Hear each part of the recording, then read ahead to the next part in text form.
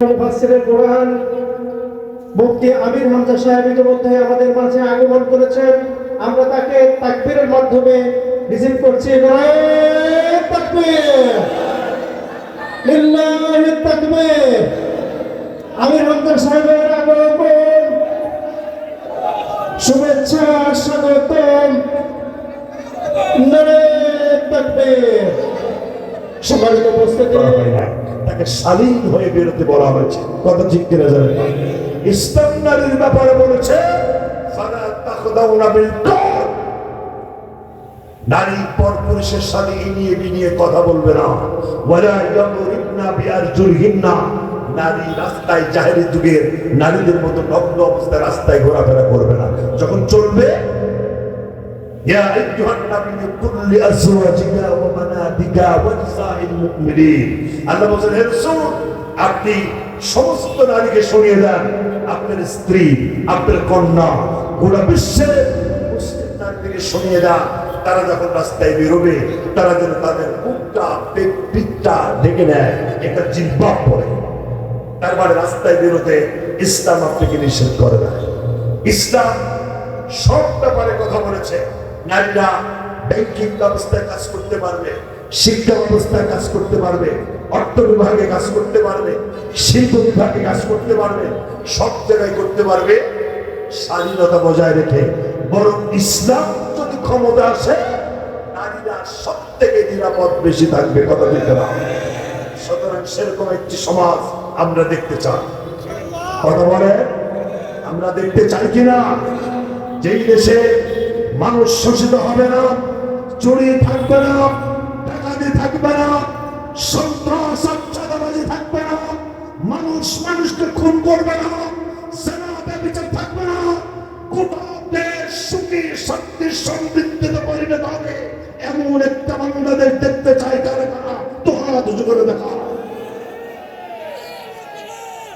আল্লাহ আমাদের দেশটাকে কোরআনের শাসন, কোরআনের পার্লামেন্ট, ডিসি সাহেবের অফিসের সামনে কোরআনের পতাকা উড়ুক, এসপি সাহেবের অফিসের সামনে কোরআনের পতাকা উত্তীর্ণ হোক, বঙ্গভবনের সামনে কোরআন কালেমার পতাকা উত্তীর্ণ হোক। এই দৃশ্য আমরা দেখতে চাই। আমরা যেন এরকম একটা দৃশ্য দেখার তৌফিক আমাদের দান করেন। আমাদের কাঙ্ক্ষিত মেহমান তো কিছুক্ষণ মধ্যেই আমাদের মাঝে হাজির হয়। এই জগতি সিরাত কমিটি এবছরে প্রথম প্রভাব করছে। আপনারা তাদেরকে শুকরিয়া জানান, ধন্যবাদ দিয়েছেন তো দিবেন, কারণ তারা সাহস দিয়ে এই আবহাওয়া পরিবেশেও তারা আল্লাহর উপর আস্থার বিশ্বাসের জায়গা নিয়ে এই কোরআনের মাহফিল সিরাতের আয়োজন করেছে। আর এই মাহফিলের মেহমান তো গোটা বাংলাদেশের বর্ষিয়ার একজন আলোচক, তাকে তারা পেয়েছেন, উনি সময় দিয়েছেন, এতে তাদের বেশ কিছু অর্থ খরচ হয়েছে। আপনারা জানেন যে এই জায়গায় যদি কোরআনের মাহফিল না হয় কোন জায়গায় কিন্তু ফাঁকা থাকে না। এই বোতলের মধ্যে যখন পানি থাকবে না তখন এর মধ্যে কি থাকবে? বাতাস।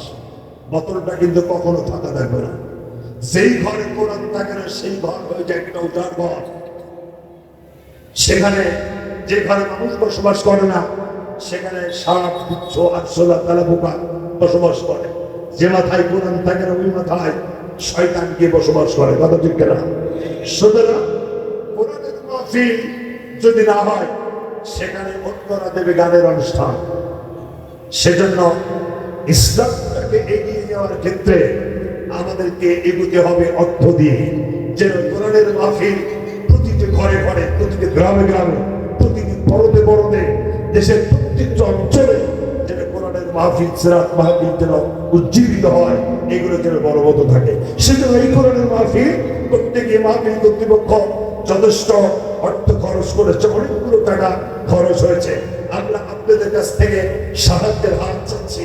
আমরা নগদ হিসেবে ৫,০০০, ১০,০০০ দেওয়ার মতো কোনো ভাই আজকের এই কোরআন কারীমের মাহফিল থেকে এই মাহফিলের খরচের জন্য ৫,০০০ অথবা ১০,০০০ টাকা দেওয়ার মতো নগদ অথবা বকেয়া বাকিতে ২ দিন, ৫ দিন পরে, ১ মাস পরে বা কিছুদিন পরে বা নগদ এরকম দেওয়ার মতো কোনো ভাই একটু দেখা যাবে ৫,০০০ দেওয়ার মতো, ১০,০০০ দেওয়ার মতো কোন ভাই একটু আছেন কোরআনের মাহফিল যেন চলমান থাকে, এই জন্য এটা যেন আটকে না যায়, আমরা এই কোরআনের মাহফিল থেকে জীবিত রাখতে চাই। সেজন্য মুফাসসিরে কোরআন মুফতি আমির হামজা সাহেব ইতিমধ্যে আমাদের মাঝে আগমন করেছেন। আমরা তাকে তাকবীরের মাধ্যমে রিসিভ করছি। নারায়ে তাকবীর, লিল্লাহি তাকবীর। আমির হামজা সাহেবের আগমন, শুভেচ্ছা, স্বাগতম। নারায়ে তাকবীর। সম্মানিত উপস্থিতি, ভাইরা, আপনারা খুশি হয়েছেন তো? মেহমান পেয়েছেন, আপনাদের কাঙ্ক্ষিত বাঞ্ছিত প্রত্যাশিত মেহমান আপনারা পেয়েছেন। এখন আমি একদিনের মধ্যে আপনাদের আরেকটু কষ্ট দেবো। আমি একটু দায়িত্বশীল আপনাদের মাঝে চাদর নিয়ে যাচ্ছে, টুপি চাদর। জি, দায়িত্বশীল মেহরবানি করে যান। এবার আপনারা একটু প্রাণ ভরে কলিজার সবটুকু দরদ দিয়ে নগদ টাকা আপনারা দিবেন। মেয়েরা আছেন, দায়িত্বশীল যারা আছেন, আপনারা মেহরবানি করে ভেতরে প্রবেশ করুন অন্যান্য চাদর নিয়ে, সেখান থেকে কালেকশন করে আমাদের মঞ্চে পাঠিয়ে দেন। জি, আপনারা সবাই যান, যারা দায়িত্বশীল আছেন ভেতরে প্রবেশ করুন, টুপি নিয়ে চাদর নিয়ে ভেতরে প্রবেশ করুন। জি, আমাদের বেগ যাচ্ছে, ভেতরে অনেক বেগ আপনারা লক্ষ্য করছেন। আপনারা যারা বেগ নিয়ে যাচ্ছেন, আপনারা একটু মেহরবানি করে বেগে সাক্ষাৎ করেন। আর কই লোকজন, আর কই? সামনে আরো যেতে হবে, এই যে মাঝখানে দিতে হবে লোক, মাঝখানে লোক দিতে হবে। যে আপনারা প্রাণ ভরে দেন, পকেটে হাত দেন, যতটুকু পারেন সর্বোচ্চ দেওয়ার চেষ্টা করুন। সবাই দিবেন, ফেরবেন না কেউ। আপনি আলিশান বাড়ি করছেন, 10 তলা 20 তলা বাড়ি করছেন, মরার পরে আপনাকে বারান্দায় উঠাবে না, আপনার লাশ ঘরের মধ্যে ঢুকাবে না। সুতরাং পৃথিবীতে যেটা রেখে যাচ্ছেন সেটা পড়েই থাকবে। যা কিছু বিদায় হচ্ছে সবগুলো শব্দ, সামনে যা দেখছেন সব আকাঙ্ক্ষা, মাঝখানে আপনার জীবনের সময় শেষ হয়ে যাচ্ছে। ভাইয়েরা, মাহফিল কর্তৃপক্ষ যেন ঋণগ্রস্ত না থাকে সে ব্যাপারে আপনাদের লক্ষ্য রাখা উচিত। সেরাত কমিটি যেন ঋণগ্রস্ত না থাকে সে ব্যাপারে আপনাদের আন্তরিক হওয়া উচিত।